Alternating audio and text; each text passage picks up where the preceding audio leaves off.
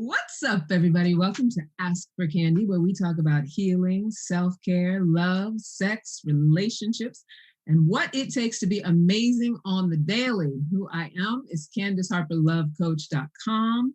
And my purpose with this podcast is to create healthy romantic relationships all around the world through self-love, soul connections, and sweetness. But before we get to that, we're here with our production partner, Celebrity Magazine, and my Brian. Hi, Brian. What is up? I've been waiting for this one.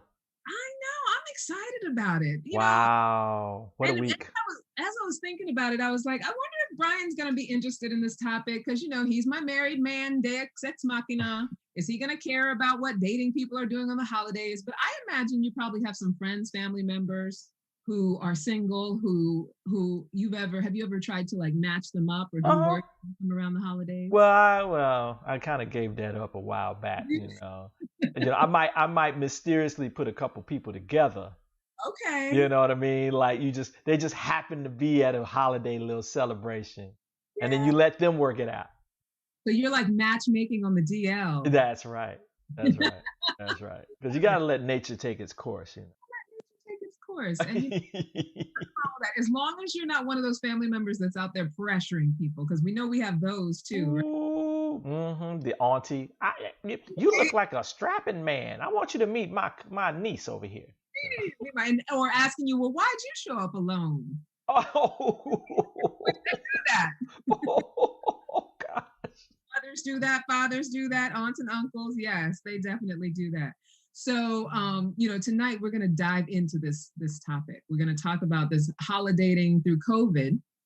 But first, so everybody knows, those of you who've been with us, you know that we're live on social media every Wednesday at 7 here with Celebrity Magazine.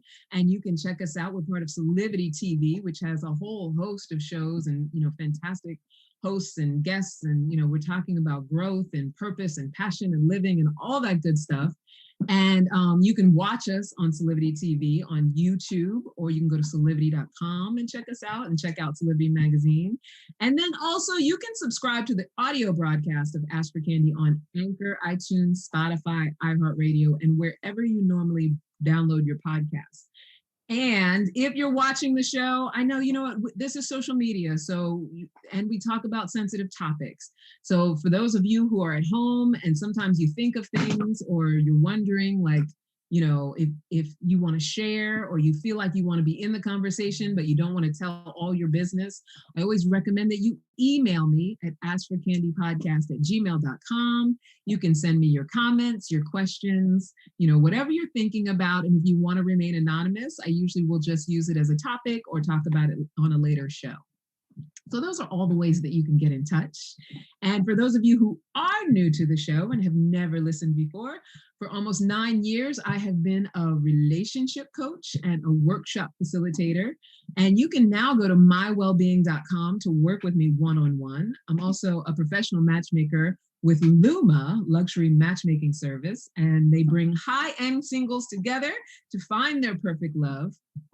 And this is me living into my purpose of loving myself unconditionally and inspiring others to do the same, using their romantic lives as a portal, an inspiration, a catalyst to our highest possible selves. And relationship coaching is my zone of genius. And the best part about it is that week to week, I get to grow and learn as I interact with hundreds of people around the world, around the most intimate parts of their lives. People be telling me all their secrets, Brian. As they should. As they should, right? And then we write a book about it, and then a movie. I am working and then on a TV series. And then a TV series? Mm-hmm. No, we just kidding, y'all. We just kidding.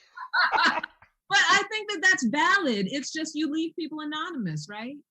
Because I run into a lot of interesting stories, and what it is that it's human interest, and it's also, when we share what's going on with us, we don't always want to be public about it, right? We all have things that we don't necessarily want to be public about. Right. But when we share what's going on with us, especially around our relationships, there's always somebody out there who's going to relate to it or resonate with it. And then you help other people by sharing your story. So I actually would write a book about some of the things people tell me. I would just protect, change the names to protect the innocent. You do that best man kind of thing. Yes. But it didn't turn out so well for him, though. Oh, when he wrote his book? Yeah. I would do that kind of thing, but then just not about the people who are, my own people. Right. I don't have to see them every day afterwards. So yeah, the best part about it is week to week, I get to grow and learn as I interact with hundreds of people around the world, like I was saying, around the most intimate parts of their lives. And I get to take people on their journey from caterpillar to butterfly, unhappy with their love lives or their partners to ecstatic. And I get to teach people how to get out of their own way and tap into love as a limitless resource. I also get to learn from people about getting out of my own way and tapping into love as a limitless resource. It's very much a partnership. It's very much an exchange because we are all in different stages of growth at different times. And so I do that using tools like EFT, which is like a tapping, if you've ever heard of tapping, RTT hypnotherapy, and my own coaching curriculum. And most importantly of all I get to do is that I get to be part of what supports healthy beginnings and sustainably healthy relationships. I get to be the cause of self-love, soul connections, and sweetness. And that's what we're all about tonight. Gotta have that sweetness. Right? All about that sweetness, because the holidays are coming. Right? And you know how I like, because I wasn't even thinking about the holidays. I feel like, I don't know about everybody else, but with all of this election stuff and all of this pandemic stuff, like, I it didn't even occur to me that Christmas is so close. It definitely didn't occur to me that Thanksgiving is so close. Even Halloween, because we were limited in how we could celebrate that, it just kind of like came and went, right? But I was walking my dog, walking down the street, and because it's been so warm, we're in the New Jersey, or I'm in the New Jersey area, and in the tri-state area, and probably for you too, Brian, in DC, it's been so warm. And so I'm walking down the street and it's like dark, and I turn and someone has their like living room lights on, and I see this huge Christmas tree. What? Right? This huge Christmas already? Tree. Well, I don't know, because it's November, and that's funny that you say already, because that's what went through my mind. I was like, they put their Christmas tree up already? But then I thought about it, and it is November. Yeah, but I mean, the Christmas turkey ain't even warm yet. I mean, the Thanksgiving turkey ain't even warm. Right? I mean, well, but people love Christmas. When people love Christmas. But, what's the usual tradition? I feel like some people wait till the last minute. I'm somebody who, like, with a Christmas tree, I'll usually wait till the last minute. But I feel like that, people who are big on holidays, a lot of times, like November, right after Halloween, is kind of the decorating time. Yeah. But some people still got their Halloween stuff up. Right? Some people have Christmas up from last year, so they don't. That is true. That's why I often, like when I'm on my own, I often don't do major decorating. Like I'll go to, other people's houses or friends' houses, or, whoever I'm dating, whatever, and we'll do decorating. But if it's just me, I don't do it, because I know it's going to be the same decorations up that next year. Right? That's just how we do sometimes. But yeah, tonight we're going to talk about holi-dating. Holi-dating through COVID. I did not coin the phrase holi-dating. There's actually a Netflix movie. It's a terrible movie, but it's called Holi-Date. And so I was like, oh, that's cute.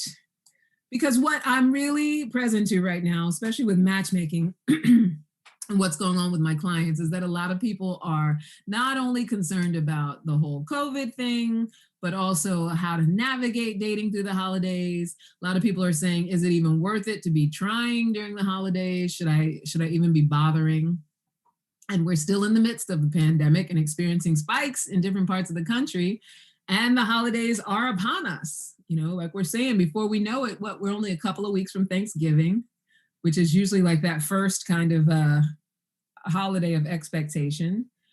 But also, we're limiting head counts around the table, I would imagine. Don't you think, Brian, that maybe people are having like less people over?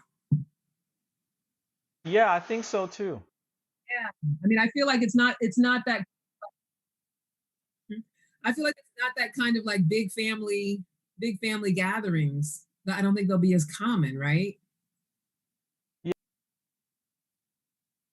People are probably going to do the whole virtual kind of thing. They'll be doing Zoom calls and other kinds of things, because people want to make sure that their families are okay. Yeah. So it's going to be, a lot more digital, which, the good news is that because of that, perhaps for the single people, the pressure to bring a significant other won't be so strong. Good news about that is that if we don't continue to utilize alternative ways to keep up connection, a lot of single people could end up feeling isolated. So, this is why I wanted to do this topic, and myself included. Like I have places I could go and friends I could, eat some dinner with and things like that. But, ultimately at the end of the day, with the holidays, it's like, we're used to gathering together and you sleep over. And remember when you were young and like, did you guys do it where everybody went to your parents' house? Oh, yeah. Yeah, absolutely. Yeah. Or pre-COVID? Well, yeah, pre-COVID, definitely. Yeah. We were, we get some sides. You do the little potluck kind of thing. Yeah. And then you know about that. Come on. I do. Yeah, somebody make the greens. Yeah. Someone else make the dressing. Dressing. Somebody else might make a dessert. Yeah. A little pie. Southern. Why did you go so Southern all of a sudden? Because that's all I grew up with. There wasn't no shepherd's pie, nothing like that for pie. Yes, like when I was like my younger adulthood, especially when I was in school. I mean, my family, I come from a military family, and as I was growing up, we did some level of moving, and I think that's just what we all got used to. And so all of the children, we all dispersed. My sisters, they got married. Everybody lived in a different state. My older sister's husband, he's a general in the army, so her whole relationship has been them moving around different states. So whenever we've gotten together for holidays, it was always everybody convened at my mom's house. But because we were coming from different states, we would do all the cooking in the kitchen. And so that would be the big thing, especially Thanksgiving, especially Christmas, that everybody would come, everybody would cook, and it would be a big, huge family thing. And so, for me, there were a couple of times where I did bring a significant other, but generally I've always kept significant others kind of close to the vest. Right? Real significant. Mm-hmm. You don't bring just anybody to the Thanksgiving meal. Anybody, right? You don't just bring, whoever is your side, whatever. Whoever you're hanging out with that week, and it just so happens that Thanksgiving. No, that person's gonna get put through the ringer too. I mean, people are gonna ask all kinds of questions. Exactly, and have an expectation that if they're there for the holiday, that it's got to be serious. Mm. Yeah. So, I say all of this to say, whether or not we're in a location where there are COVID spikes, or however we're doing it with the getting together, whether it's all going to be on Zoom, there are opportunities here. There are opportunities for single people who want to continue to date. And I get it. For a lot of people, there's, the world is shifting. And so for a lot of people, it's like, oh, let me just put all this on hold. But I don't want us to miss out on the opportunities and what is possible if we sort of leverage everything that's going on right now. If we leverage the fact that we have digital communication and leverage that COVID has us shifting the way that we're doing things, right? That's important. That's a good point, Candy. Yeah. And there's ways to do it. So, you can ramp up your love search and actually make dating better by using the current conditions. And I want to talk about some of the things that COVID has gifted us with, which I know that for the most part, the conversation with COVID is like, what it has done to all of us. But the invitation is just to be open to how these major shifts in the world, where there is gift in them. And it's not to negate where there's tragedy, and it's not to pretend like it's not serious, or to blow it off and treat it like it's not serious, or to be irresponsible. It's how can I actually leverage what's happening in the world right now as an opportunity, right? Especially if I am healthy, right? Because that's a lot to be grateful for right now. Very much so. Right. And I have access to, things like computers and internet and all of that stuff. How can I leverage? How can I use COVID? How can I use these shifts in the world and the fact that it's the holidays to still make my love life amazing, and actually even make it better, and actually really laser focus my search for whatever it is I'm searching for, which I think I like that. Right? So I always come up with a list. All right now. I'm ready. I'm ready. Hit us, girl. You ready for the list? So the first way to sort of leverage everything that COVID has gifted us with as far as dating and mating over the holidays is the fact that everybody, and by everybody, I mean probably a really large percentage of the population, the single population especially, is open to digital communication. So we had Zoom before the pandemic, right?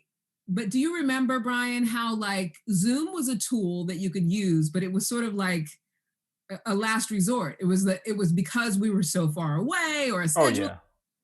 Right? Oh yeah. People didn't want to use Zoom because they were more worried about, what's my hair gonna look like? But I can't talk with just my drawers on. Right? I gotta like put something on. I think that before the pandemic, we really, Zoom was really reserved for like, absolute need, right? But now everybody's on board with it. And what I find in the dating world and for single people out there, the way to leverage that is that it is so much easier. It's so much easier than first dates in so many ways. And not just that it's so much less of a financial commitment and a logistic commitment. It allows for just full on conversation. Right? You might, I've had people say things like, well, the only thing about it is that I worry too much about how I look on camera and if I'm watching myself on camera. And, like we come up with all of these things that make it like, oh, that's why it wouldn't work. But when you think about comparing, dating digitally and using Zoom, using FaceTime to when you actually get dressed up and go out on a date with someone and how much outer distraction and stimulation goes on a first date, especially on a first date, right? The good thing about it is that it just takes all of that away so that you can just sit and figure out if you can have a conversation with that person, right? So, and here's the thing about it, it's a valid thing that people say that they don't feel like they detect physical chemistry in a Zoom date. An initial Zoom date. And I get that. That is, totally valid because it's not the same as like having that sort of physical interaction. But that's another really big selling point about it is that it slows things down in that way. So if you are someone who's relationship minded, you get to slow down and just see if we do have a great conversation, then we can segue into a point where we meet face to face and figure out the trajectory with that and just allow it to have its own pace and let the logistics kind of dictate the speed at which we get to know each other, right? Rather than, okay, we can just hurry up and just get together and not have to worry about it. And then all the stuff that ensues with that. And I'm not saying that like we're human. Of course, we want to meet each other face to face. I'm not saying that the desire to do that shouldn't be there, but use the fact that digital communication is the primary way. When we use that and leverage it, we get to have some payoff from it. We also get to figure out who's even worth our time. Like, 30, 40 minutes on a Zoom call with somebody. And then if they're totally not somebody that you can even deal with, or they do anything that's, inappropriate or out of sorts, you can always hang up, right? And because it's the holidays, you'll have more time off, more time to be talking to people, vetting people, and just, being in that relaxation mode. So, yeah. I think that's a good point, Candy. I mean, I never thought about it from the perspective of, that it's easier and you can have easier access, but the fact that it can be used to slow things, totally. Right? And yeah, I like that. The thing too, slow things down, slow it down to conversation. What we tend to forget, not that chemistry is not important, not that physical attraction is not important, but we tend to forget that the most important thing is that we can talk to each other. Okay. Right? So that's another amazing thing that it gains for us is that you get to just find out if you can talk to somebody, just sit and talk. And there's going to be a time, especially if you end up with that person. I mean, think about it, Brian. How long you been married? 5 years, you said? 5 glorious years. Right? And think about the moments when all there was sitting and talking for whatever reason. Yeah. As we grow together and age together and life happens together and all there is talking, being able to talk to each other, being able to communicate. So we don't want to negate the value in that because then we miss out, and that's why this is a perfect opportunity because it's forcing even those people who don't like to do that. When I'm matchmaking and screening people, there are people who just don't even want to settle their brain enough to sit and have a conversation. They don't want to slow down enough. A lot of times it's more often men than women, but, because it's like, just make sure she's hot. Just match me with somebody who looks good. Oh, gosh. And they want to make it happen. Not all of them, but, that tends to be there. Some people tend to have an urgency around it. But what's beautiful is that everybody's kind of forced for a reason that's bigger than all of us to just get really present, sit down, talk, get, digital about it and just see where it can go and see what's possible. I think that's a beautiful thing. I love that part about it. Maybe it's just me. I don't know. Oh, I like that. Yeah, right? I think, you know, and we're, as single people, we're you know, to take advantage of that, it's just, there's a big payoff in it. So number two, Ring number two. right, for leveraging how people are navigating COVID is a big point of compatibility. So, you know, I always say in my matchmaking that I have people that are kind of on the spectrum of COVID navigation. And on one end, it's like, I will only video date.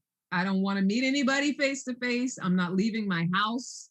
You know, I wear my mask to take the trash out. Like, I'm isolating myself. And then on the other end, there's people who believe it's all a hoax, don't wear a mask anywhere, don't care about the CDC, and they're just out there, you know, probably super spreading or whatever.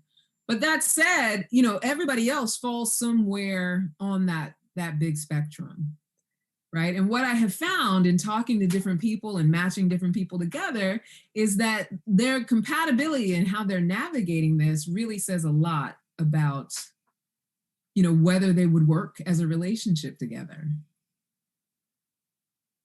you know, or whether they would be able to, you know, sort of navigate through adversity together. Okay, I see where you're going with that. You see where I'm going? There's an opportunity Yeah. to practice working through adversity. So, you know, because it is a global thing, we can talk about it and not, you know, it's not like before with dating where if you meet somebody and all of a sudden you lay on them, you know, something serious that's going on in your life, they're like, whoa. COVID is one of those things that everybody's going through.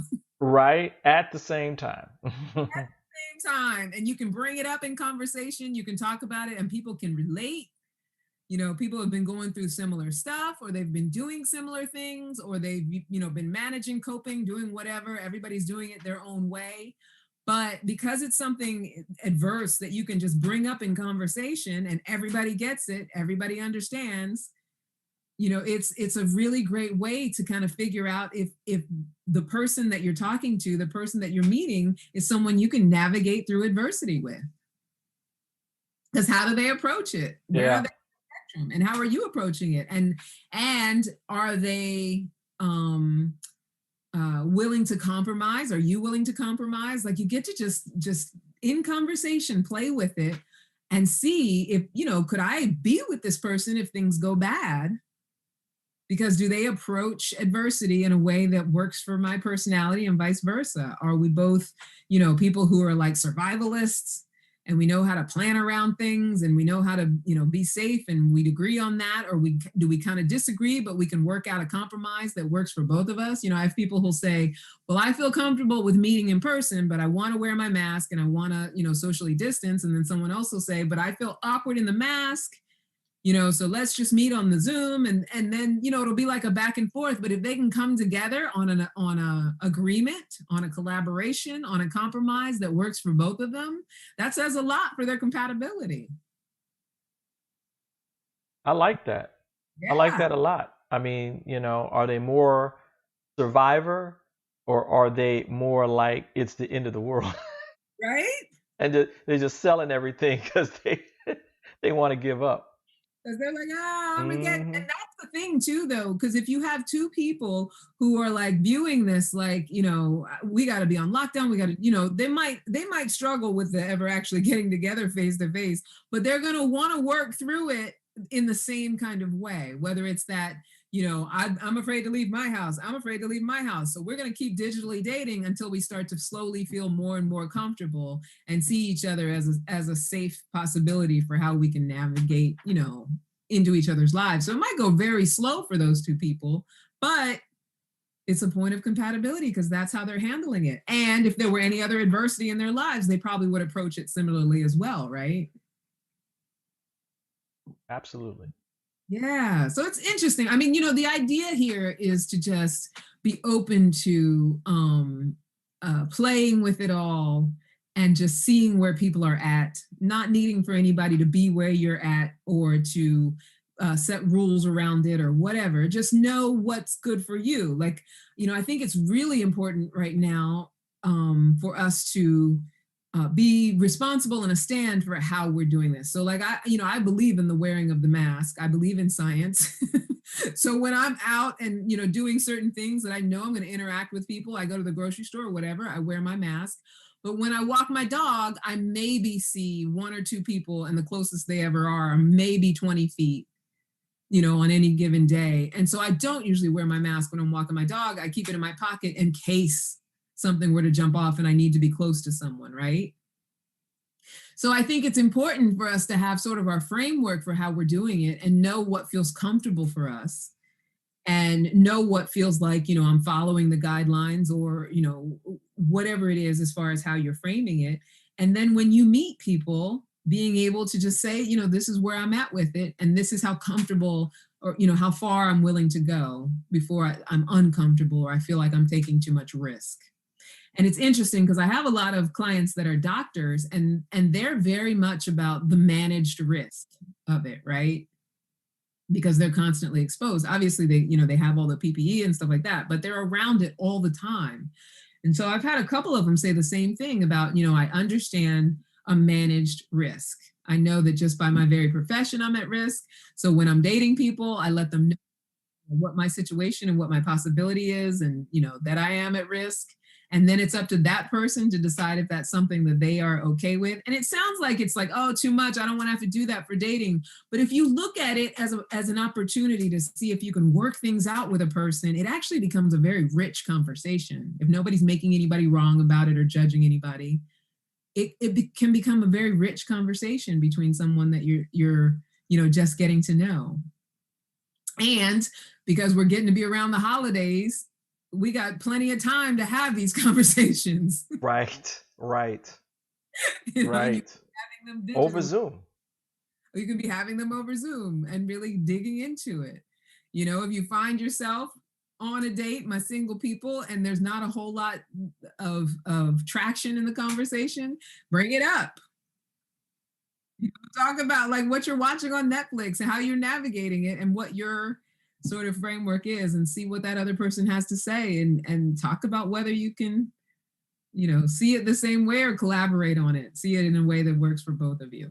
The more that I think about this second point, the more I'm thinking that, wow, for a lot of people who are young daters, it's like more and more of an opportunity to actually see your potential partner in what you just said in terms of like a crisis. How do they handle a crisis? Totally. And then it's because it's natural. It's not like something that people can fake, right? Yeah. They have to come out and say or do automatically what they're led to do. Yeah. No, it's true. It's true. And they used to say, I don't know if you've ever heard this, Brian, but they used to say that if you really want to get to know someone you're dating, go on a trip with them. Oh yeah. Travel. And I think we've talked about this before, like travel somewhere with them, because then you get that opportunity to see what they do when problems come up. But COVID, like I said, COVID has given us this gift where you don't have to travel anywhere. You see how people are dealing with adversity. It's right there in front of you. I'm not so well. Are they cool or are they screaming all day? Right.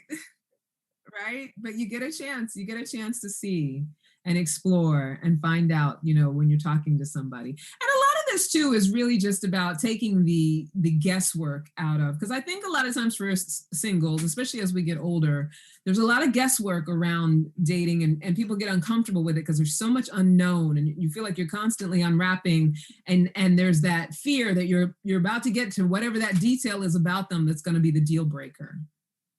Because we walk around with our, things that are the deal breakers, right? Oh no, you're a Trump supporter, I can't date you, which that happens a lot. Or you're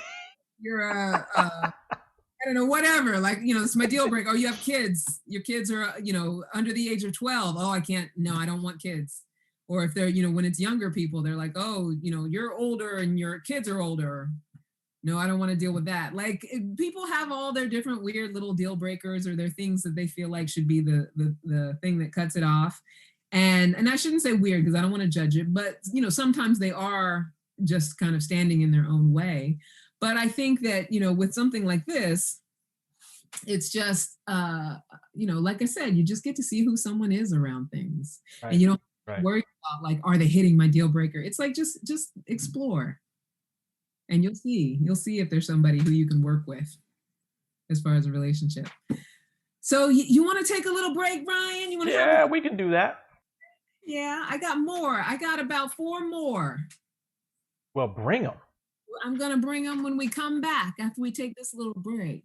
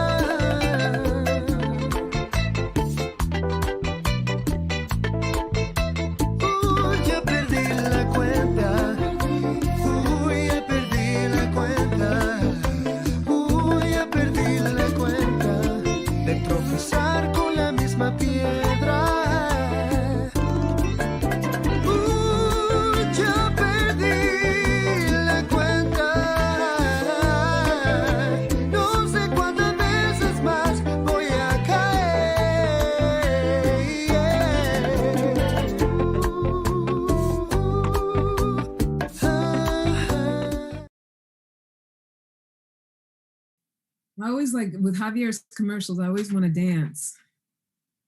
I love his music for his show. Right? It's been tomorrow at Thursdays at 6 p.m. Thursdays at 6 p.m. Javier. I love Javier. He's a lot of fun, and you'll love his show. And he definitely, what I love about Javier is that he says what is on his mind, honey. Unfiltered, just the way we like it. Right? He is not playing. Don't miss that cocktail either. Woo! Oh my goodness. He's been on fire lately with those cocktails. Guest on Javier's show. He had mentioned it not too long ago, and then I didn't follow through. I want to get over there. I want to have a cocktail myself. He'll send me a recipe. All right. So number 3. How to leverage COVID in the holidays and actually still find the love you want, have the dating life you want, with no pressure, because there's no pressure because it's the holidays, and you don't have to feel like you need to stop because it's the holidays. And we sort of have touched on this already, but just to sort of drive it home, we have an opportunity to have very real, vulnerable conversations that we maybe would not have had otherwise. Right. So we talked a little bit about how, like, COVID in general, the fact that everybody's been through it, you can bring it up and it's not a big deal. Nobody's going to be surprised, but it also opens up the door to, chit-chatting about how we are affected, like how we are affected emotionally. And that's not to say that you want to be looking to put on some emotional show on an initial date with people that you're meeting. But like I was saying before, because everybody gets it and everybody's going through it, you can almost forgo this small talk, and people are okay with that. Yeah. What did you do yesterday? Yeah. I was on a video conference with my boss. What'd you say? I said, I was on a video conference with my boss. What'd you do the day before? I was on a Zoom call with my boss. You were on a Zoom call with your boss? Yeah, I mean, it's like, it's every day is the same, just about. Totally. But you can actually, because I think people are going through their different stuff around it. Like, I feel like you can actually bring up that you feel fear around it, or that you feel, whatever emotions come up for you. I feel like, we're in a space now where everybody's feeling something. And I'm not saying, lay your heart bare and fall out. Unless, if that's the way you're feeling, that's the way you're feeling. I don't want to take it away from you.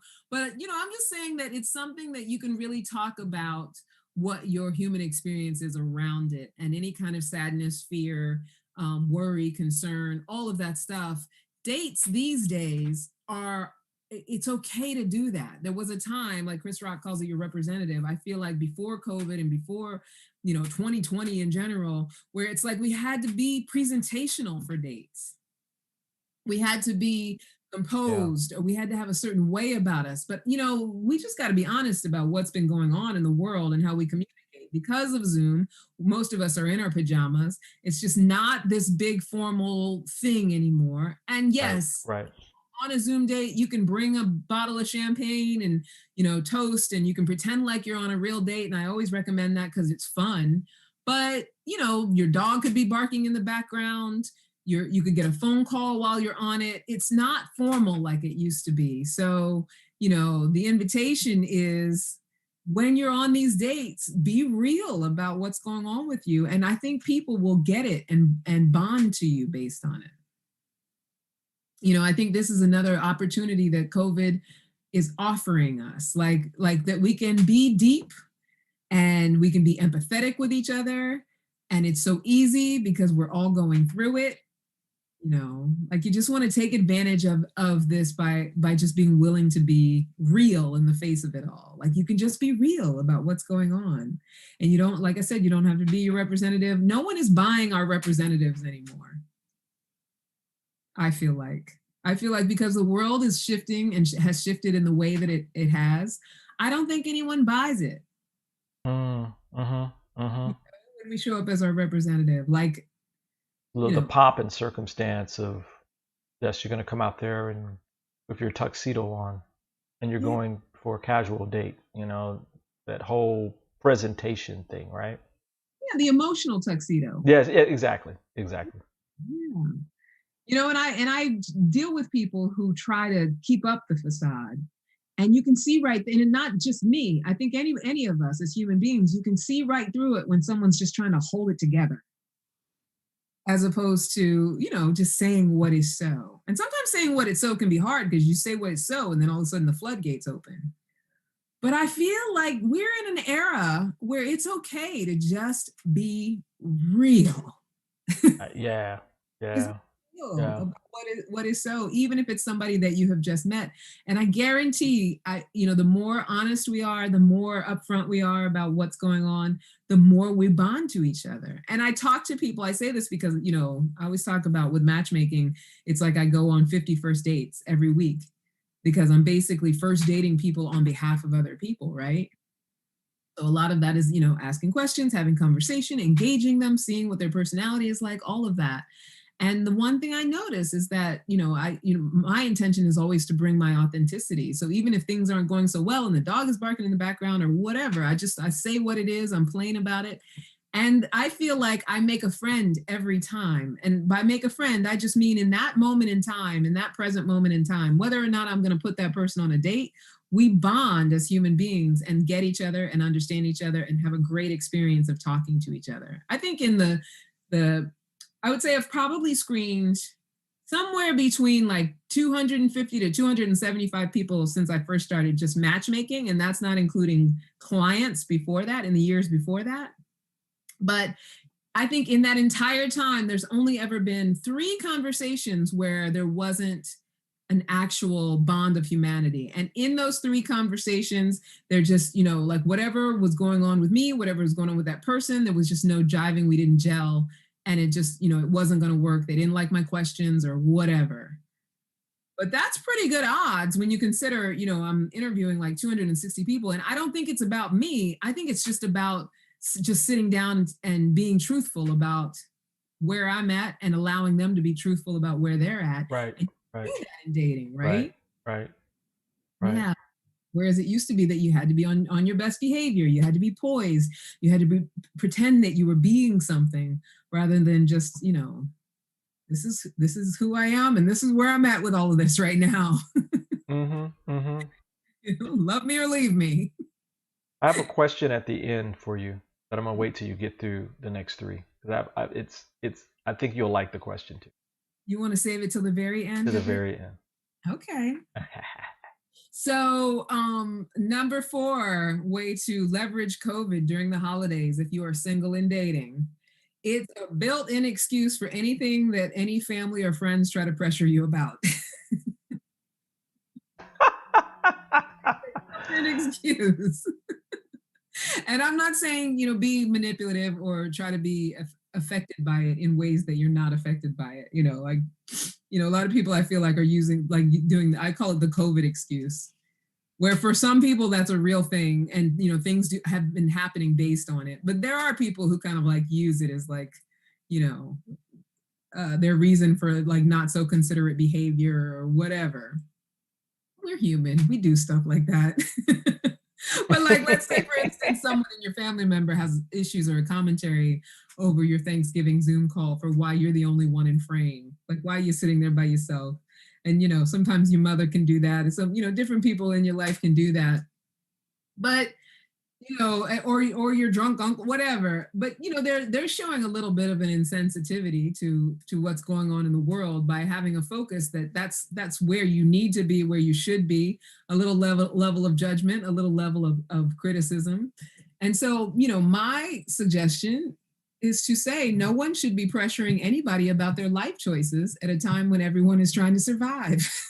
Ooh, that's good. Right? And if you say that, you will shut Chirp, it all down. chirp, chirp, chirp, chirp, cricket, cricket, cricket. Folks might be a little mad at you, but they'll be all right. You know, like if you just let them know that this is not the time to be judging people's life choices, you'll shut it down because that's true. I mean, yeah. Wow. I mean, there might be some people who might want to kick back. I'm not saying start a fight with your family. Only you know your family and friends. But you know, as one of the things that you can leverage about this situation, that's one of those things. If anybody's bothering you or shaming you or pressuring you about where you should be, what you should be doing, who you should be with, you can always come back with, this is not the time to be pressuring anybody about their life choices. We're all just trying to make it. I'm glad we're recording this. Are you? Yeah, so that I can go back and use that or sell it. You can definitely use it or sell it. I get my cut. All right, so another way that we can leverage for my single people. This one's not for you, Brian, but you're welcome to weigh in. Okay. This is number 5, right? Number 5. Single people, especially if you've been living single through this global situation and you don't have, you know, roommates, friends, or other family that you're living with, you don't have cohabitation burnout. Right? So, haven't been up underneath anyone, and vice versa. Like, you know, the other single people you meet that have been on their own, they haven't been up underneath anyone. And so we're not soured by the thought of togetherness. Whereas a lot of people who have been isolated or quarantined with people, not all people, I think there are people out there who, you know, have made the most of it, couples, families, you know, that have made the most of this time together, and it's been special and it's meant something, you know, don't get me wrong. But there also are a lot of couples out there who are suffering some serious togetherness burnout. And some where most of their couplehood relied on their ability to be apart for periods of time. And so, you know, there's a gift in not having that experience right now, especially when it comes to continuing to date around the holidays. And so the other side of that is maybe the strong desire for having the companionship. And so it's just really about to balance it. So like you want to leverage the desire for togetherness and combine it with our common, you know, freedom from this over proximity, and then allow ourselves to connect with each other on that level. So, you know, that is another point of conversation. Like, I've been on my own and isolated during this pandemic, and I do want to have connection. That is a great point of compatibility and finding common ground with someone as well. You know, and just being able to be communicative and straight about it and flat about it can be very effective. It can be very bonding, you know, with someone that you like. So, you know, leverage that. Leverage the fact that you don't feel sick of people. You can come home alone. Yeah. And chill out.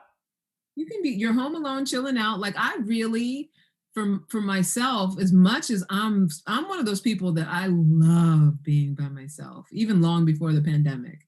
I love it. I love what I can do, what's possible, how I can just come and go, how I can leave my dishes in the sink if I want to. But I also, throughout this isolation, I'm really aware of that. I miss, of course, I was living in Manhattan all those years, that social interaction, the hugging and the kisses on the cheek and the interacting with each other, whispering in each other's ears, even just friends and stuff like that, the talking, laughing, joking, sitting around together and things like that. So, with that said, it's like that desire, along with not feeling any sort of like, oh, I'm so sick of somebody. Right. It makes me prime for quality interaction. And I think that that's true of most singles. Not saying that coupled people aren't also primed for quality interaction, but, leverage the fact that you don't have that over proximity problem. And then number 6, which we kind of touched on a little bit already. Dum, dum, dum. Right? The denouement.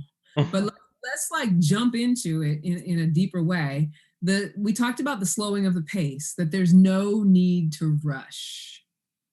Right? So in fact, it could be dangerous to rush into things during this time. So let's leverage the fact that there's no need to rush, because even people who are usually quick to reject are forced to take some time and see where it can go.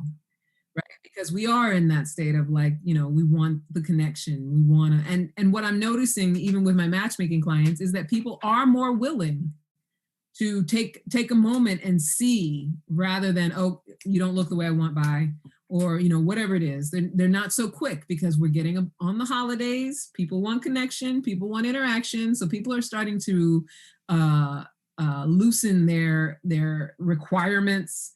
They're starting to just be more empathetic and open to taking the time to slowly get to know someone and grow the chemistry. Like, I noticed that there's an air and an energy of that. So also there's things, when it comes to the rushing, it's not just the emotional rushing, there's also the sexual rushing. And so, the benefit of COVID and the holidays is the double layer of reasons to slow the pace, like things like getting COVID tested before you up or have sex. Right? Or, not being able to bring outsiders into a family bubble. Like, let's say you are getting with, you're going to your parents' house, or you have been spending time with your parents. Right. It's not so safe to bring an outsider into the family bubble. So that you can leverage by, it'll keep the pace slow. You'll stay, for women in particular, they always say you want to have that air of mystery, that air of unavailability. It's built in. Leverage it, take advantage of it, let them miss you. You don't have to be as available, because there are legit reasons why not to be immediately available. Right. And right. Let it go slow, because even though it may seem like it's restrictive, for the people who are looking for real long-lasting love, they know that it's a marathon and not a sprint.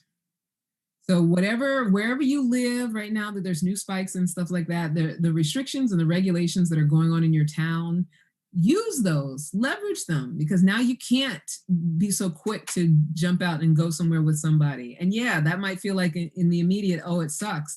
But if you're talking about building a relationship and having to find those alternative ways, like a Zoom call or a phone call, in order to have contact with each other, allow it to be a slow build, and let it be that kind of sexy, forbidden Romeo and Juliet, we can't get together for whatever reason kind of thing. And Romeo and Juliet didn't even have digital communication.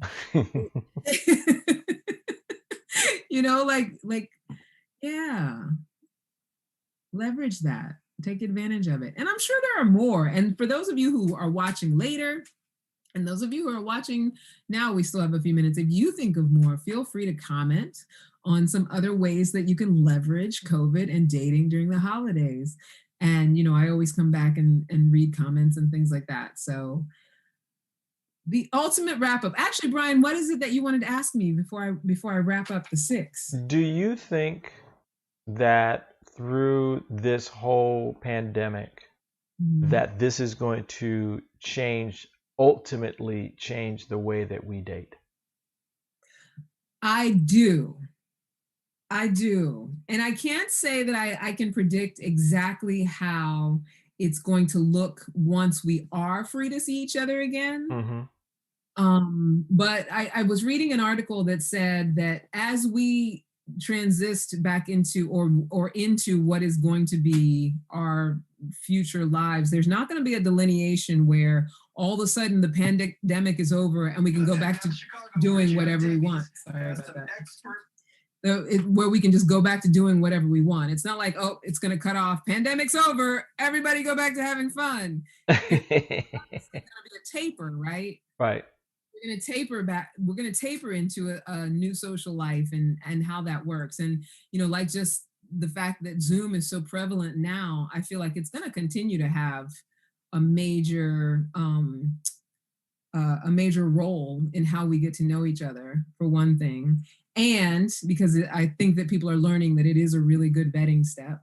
And I think that that's going to be part of what dictates kind of how we evolve. I don't know exactly what it's going to end up looking like once we're not worried about COVID at all anymore. Mm-hmm. I definitely think that for so many things, this time of quarantine and isolation and, fear, mortality, fears around our mortality and all of that are definitely going to change the landscape of how we relate entirely. Okay. How empathetic we are with each other, how we take care of our family members, the fact that we have to be present to taking care of older people in a way that we didn't used to be, the fact that so many things have gone on socially based on the statistics of how many people of color that COVID kills. Like, I feel like we're present to things that it's like we're not innocent anymore when it comes to our humanity and dealing with things like we used to be. It's like COVID is saying you can't walk around blind and only self-serving anymore. Right. It's definitely going to look different, and my hope is that we allow our humanity to emerge, because Lord knows the more better, the more we're willing to love each other and give each other a break and understand. But there's nothing like going through hardship to teach us to be kinder. Right. So I'm very hopeful for how it's going to alter the landscape of dating, of all of our relationships. Does that answer the question? Yeah, thank you. Yeah, that'll be a good future question to ask again once this is behind us, because like you, I think it's going to change a lot of things and create a new normal. I mean, I truly believe that COVID is here to help us grow through a lot of different things. And to your point about how we relate to each other, specifically like in a romantic relationship or trying to pursue a romantic relationship, I definitely think it's going to have a big impact. Yeah, I agree. We'll see. We'll keep talking about it. Yes, every Wednesday at 7 p.m. So the wrap up on our topic: if you're single, unless you want to make the choice to be alone over the holidays, which is perfectly valid. But if you don't have to give up your dating life. You can actually just reframe the current conditions and perhaps come out of all of it with a brand new relationship. It's happening every day. People are still finding love. People are still getting into relationships during this time. It's still very, very much possible. And so the invitation is just to look where you can find leverage. Look where you can find, turn your perception into something that works rather than something that doesn't work, and see what happens and just explore it. No pressure, because I don't want to, be like that auntie at Thanksgiving who says that you need to bring a date, because you do not. You do not have to have somebody sitting in your Zoom frame with you if that's not what you want. But if it is what you want, there's opportunity out there and there's a lot available to you. So don't get sad, don't sit alone, and don't feel like there's no hope. And that's that topic. Woo! Great topic. Oh, thank you, honey. So if you want to join us for the Epic Circle on Mondays, the Epic Healing Circle for Women Everywhere, every Monday night at 6 p.m. Eastern, just reach out. We've started our second collective, but anybody's welcome to begin anytime. We cause transformation when it comes to communication, forgiveness, self-love, mother-daughter relationships, purpose, friendship, all the tools we need to be as big as we're meant to be. And we're giving a lot of support over these holidays. So if you are someone who chooses to continue to look for the love of your life and to date and do all of that stuff, join us in the healing circle, because we definitely support around dating and love and all of that good stuff. And thank you so much, my Brian, Solidity Magazine. Hey, you know how we do. Right, fantastically. Passion, purpose, and living. You can find us on Instagram at Ask for Candy Podcast, at Candy Love Coach, and at Solidity Magazine. Subscribe to our YouTube channel as well.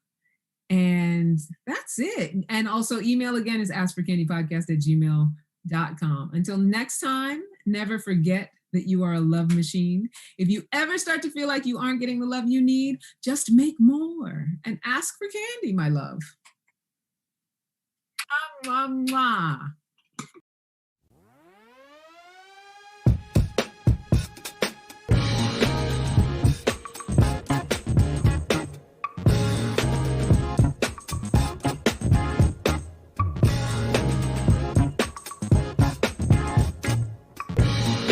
Watch Ask for Candy with Candice Harper every Wednesday at 7 p.m. Solidity Magazine brings you the best in inspiration on Solidity TV. Check out our new shows.